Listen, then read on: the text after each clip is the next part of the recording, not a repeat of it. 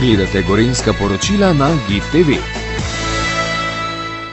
Če ste spremljali to leto in 2 meseca mojega predsednikovanja tukaj v palači, ste zagotovo zasledili, da veliko pozornost posvečam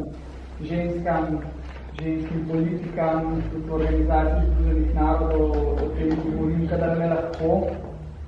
Sem ena od pobudnic tako imenovanega Gender Alternation na poziciji predsedujočega generalne skupščine Organizacije Združenih narodov.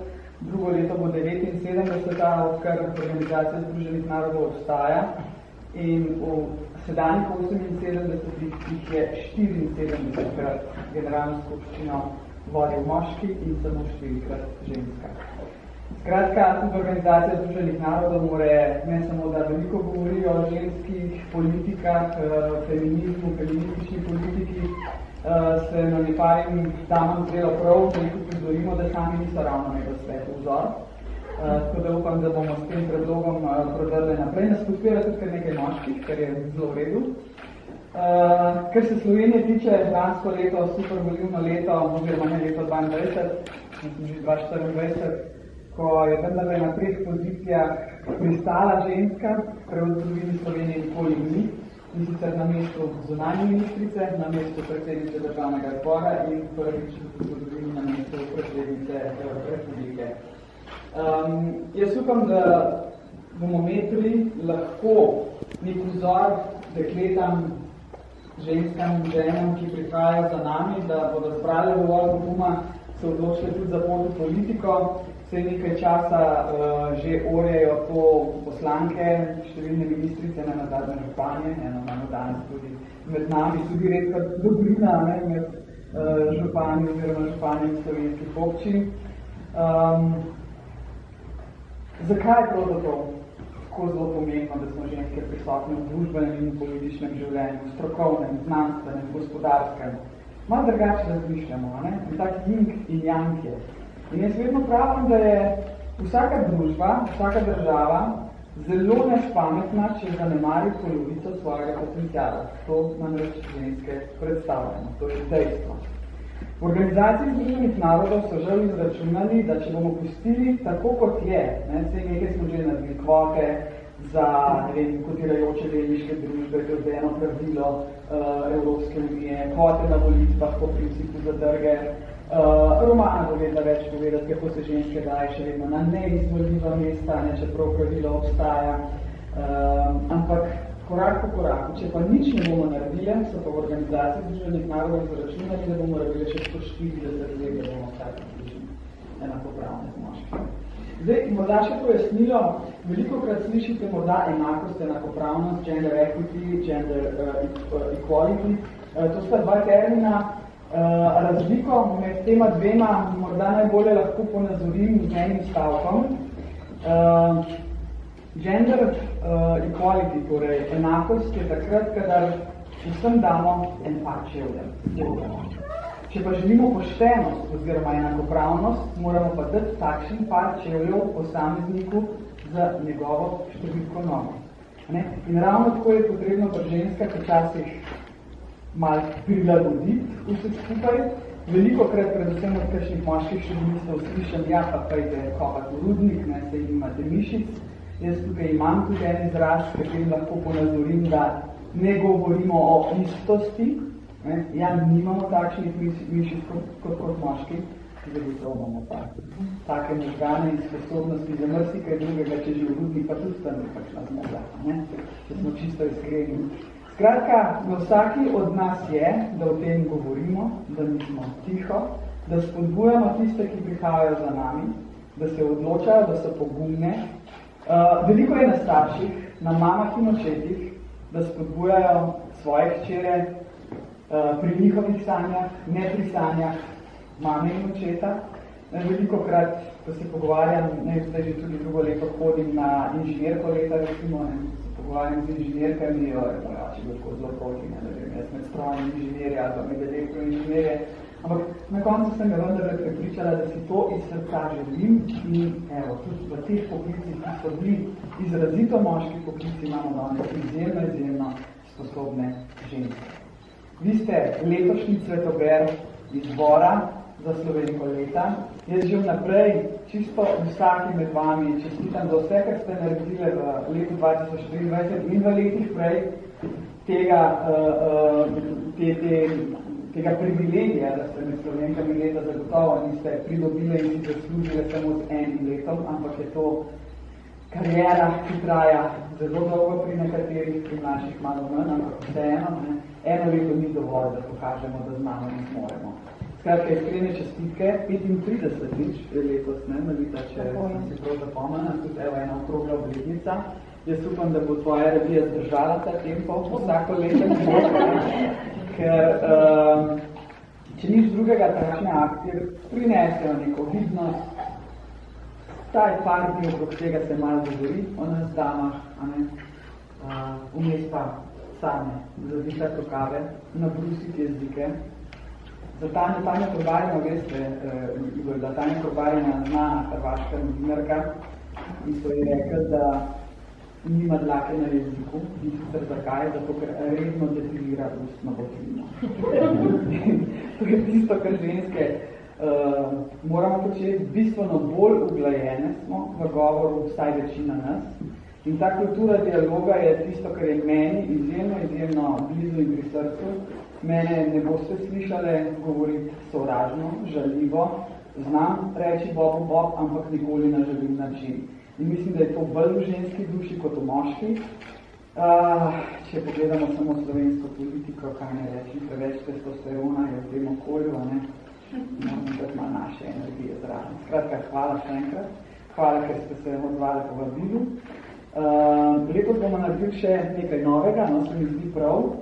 Bom tudi povedala, zakaj. Tu je moj soprog, Aleš, ki se je posvetil malce reorganizaciji predsedniške palače. Ena druga duša je v tej palači, kot je bila prej, pa tudi s prejšnjo energijo, da me ne boste narobe razumeli, bilo nič narobe, ampak recimo, kaj je bila moja prva stvar, ko sem jaz prišla v palačo, se sprehajam po palači in vem, kje so zaveste, zakaj zaveste dolicijo. Ena gospodinja sem danes.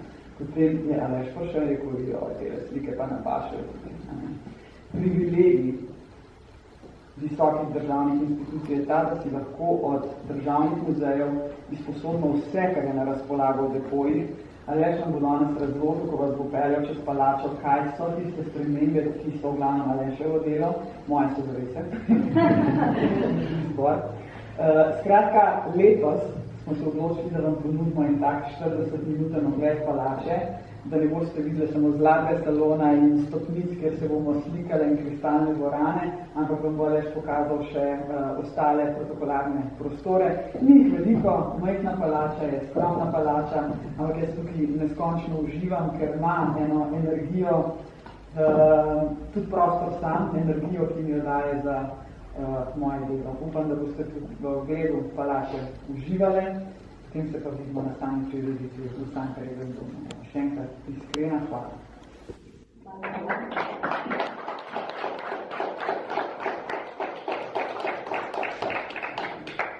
Spoštovana gospa predsednica, res je, skozi vsaka leta je najem v predsedniški palači za naše cenjene kandidatke postalo tradicija, ki se je tudi vi, niste in verili, in na Jani čutimo seveda, da je to predvsem priznanje njihovemu odličnemu delu, ampak vse malo pa mogoče tudi podpora našemu osvajanju, zato tudi hvala. Res danes želimo 35. Slovenko leta in vam se lep večer začne.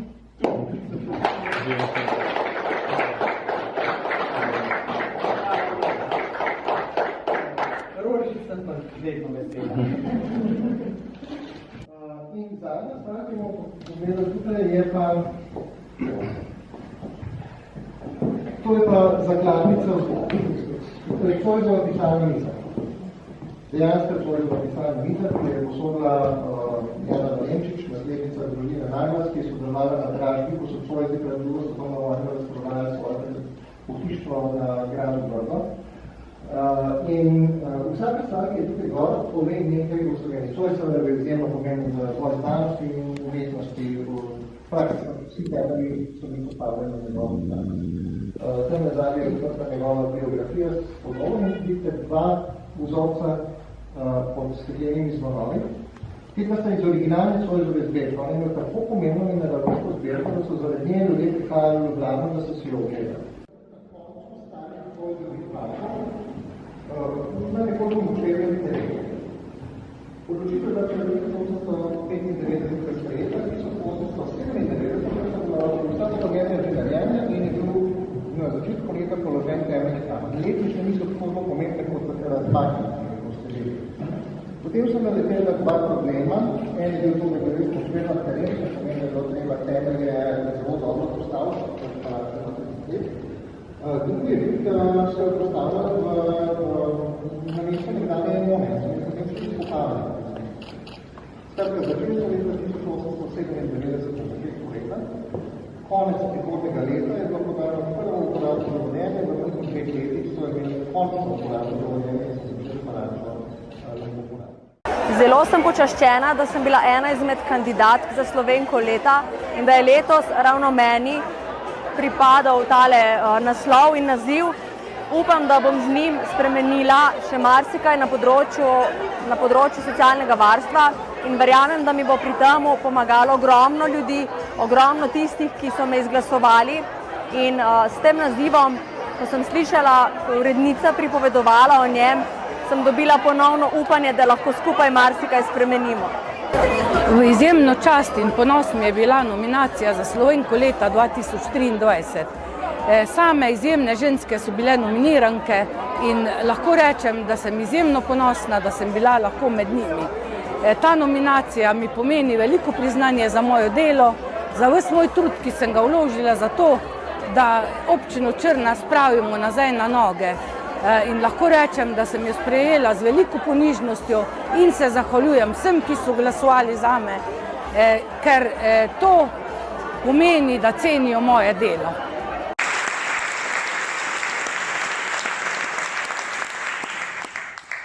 Moj poklon vsem ostalim sokandidatkam, iskreno in vsega srca sem bila zelo počaščena, da sem se znašla med vami. Hkrati zelo presenečena, ker socialno varstvo je dostikrat odrinjeno stran, dokler se ne znajdemo v situaciji, da ga nujno potrebujemo. Ali pa dokler nimamo svojca, ki potrebuje dom, ali pa pomoč na domu, ali pa pač nekoga, ki bo za njega poskrbel. In zelo rada bi vam povedala kaj spodbudnega, pa vam na žalost ne morem, ker v socialnem varstvu je mogoče še slabše, kot v zdravstvu trenutno. Ampak kljub temu pa tam delajo vseeno srčni ljudje in danes stojim tukaj za vse moje stanovalce, za vse stanovalce vseh slovenskih domov, za vse tiste, ki potrebujejo pomoč, za vse svoje sodelavke, predvsem čistilke, strežnice, negovalke, sestre, perice, receptorke, ker na žalost je to vse osebje, ki dobi minimalca oziroma je plačeno še manj, kot je minimalna plača in se jih do njega plačuje. In na žalost je to osebje izčrpano, pa vseeno vztrajamo, vseeno vztrajamo.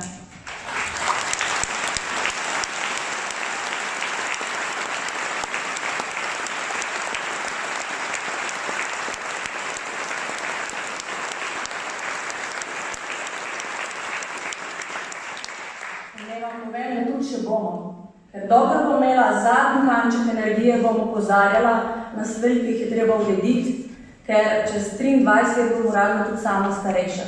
In želim, da je zame in za vse moje drage in tudi za vse vas, ki imate mogoče še manj let do te časovnice 65, želim, da bi bilo dostojno poskrbljeno. In želim, da bi ljudje, ki bi delali z vami, sodelovali profesionalno, pa prostovoljno, da bi to delali z veseljem, vso empatijo, vso srčnostjo in da bi res dobili tisto, kar si zaslužite in za kar ste delali celo življenje. In naj se v tej priložnosti še zahvalim vsem, ki so glasovali in zdaj bom kar povedala. Gospa Lea Margolej mi je rekla, Ana, tudi če ne boš zmagovalka, povezala si celo Slovenijo. Ne samo spisni za starejše, ki smo jih zbrali od tega trenutka v 8 letih 180 000, se pravi, to ljudi je pisalo in tudi starejših je dobilo nekaj lepe želje od popolnih neznankov, torej je energija in je želja spremeniti nekaj na boljše, ampak tudi v tem trenutku, da ste glasovali, da vam je mar za starejše in da vam je mar za spremembe in to mi je največ pomembno. Tako da še enkrat najlepša hvala.